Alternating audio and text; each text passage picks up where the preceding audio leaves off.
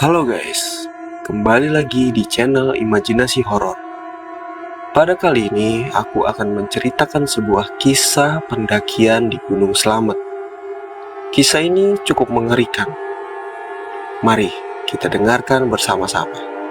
Seperti biasa, persiapkan diri kalian, matikan lampu, pejamkan mata kalian, dan mari kita mulai.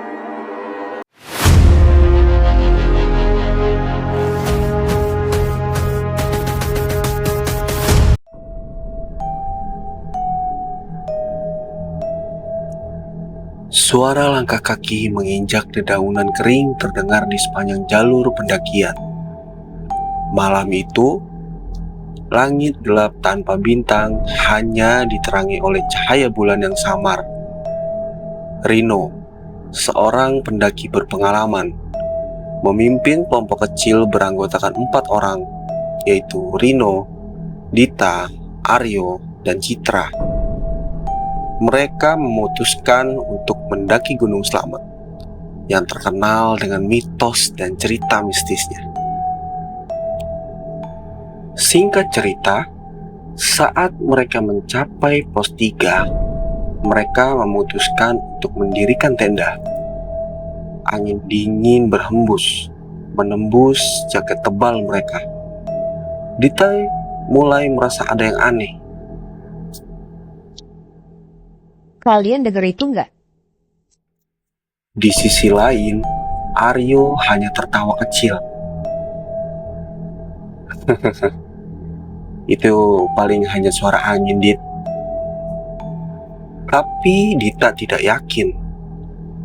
Ada bisikan halus, samar, seolah memanggil namanya.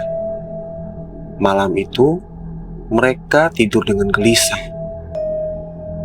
Di tengah malam, Rino terbangun karena mendengar suara langkah kaki di luar tenda.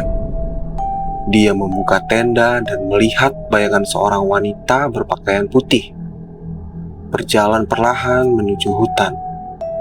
Rino memutuskan untuk mengikuti bayangan tersebut tanpa membangunkan teman-temannya. Semakin dalam dia memasuki ke hutan, suara bisikan itu semakin jelas. Rino, kembalilah.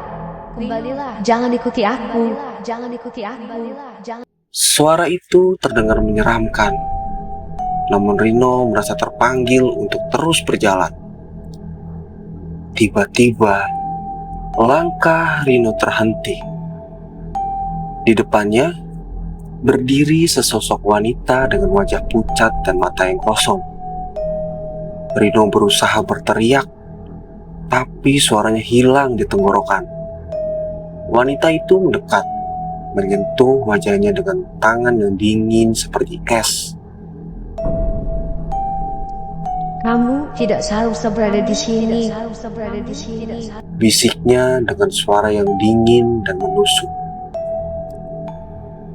Pada keesokan paginya, Dita, Aryo, dan Citra terbangun dan menyadari Rino hilang. Mereka mencari sepanjang hari, tapi tak menemukan jejaknya. Di pos 3, mereka menemukan sepucuk surat dengan tulisan tangan Rino. Aku harus mengikutinya, jangan mencariku, jangan mencari. Mereka melanjutkan pendakian dengan perasaan berat, berharap menemukan Rino di puncak. Namun, semakin tinggi mereka mendaki, semakin sering mereka mendengar bisikan-bisikan aneh. Suara itu memanggil nama mereka satu persatu. Pada malam ketiga, Citra tiba-tiba menghilang. Mereka menemukan jejak kaki menuju tepi jurang, dan hanya menemukan gelang milik Citra tergantung di ranting pohon. Ari mulai panik, tapi Dita tetap berusaha untuk tenang. Tiba saat mereka mencapai puncak, kabut tebal menyelimuti sekeliling. Tiba-tiba, dari dalam kabut muncul Rino dengan mata yang kosong dan wajah tanpa ekspresi. kalian harus pergi. Katanya dengan suara yang datar. Dia akan mengambil kalian satu persatu. Aryo mencoba mendekat, tapi Rino menghilang begitu saja dalam kabut. Dita dan Aryo berlari menurun gunung, namun bisikan-bisikan itu semakin keras, seolah-olah hutan itu sendiri berbicara. Mereka tersesat, tak tahu arah. Pada malam terakhir, Dita mendengar suara Aryo berteriak. Dia berlari ke arah suara itu dan menemukan Aryo berdiri di tepi jurang, menatap ke dalam kegelapan. Dita, lihat, ada jalan di sini, Aryo melangkah maju, dan sebelum Dita bisa menghentikannya, Aryo jatuh ke dalam jurang. Dita berusaha bertahan sendirian. Dia merasa bisikan itu terus mengejarnya, seolah-olah makhluk dari kegelapan itu tak pernah puas. Saat pagi tiba, Dita berhasil mencapai pos awal dengan kondisi lemah dan penuh luka. Dia menceritakan semuanya pada pendaki lain yang baru tiba. Namun, tak ada yang percaya. Mereka mengatakan bahwa tak ada pendaki lain yang terdaftar atas nama Rino, Aryo, atau Citra. Nama-nama mereka tak pernah tercatat. Lalu, siapakah yang selamat pendakian yang bersama Dita?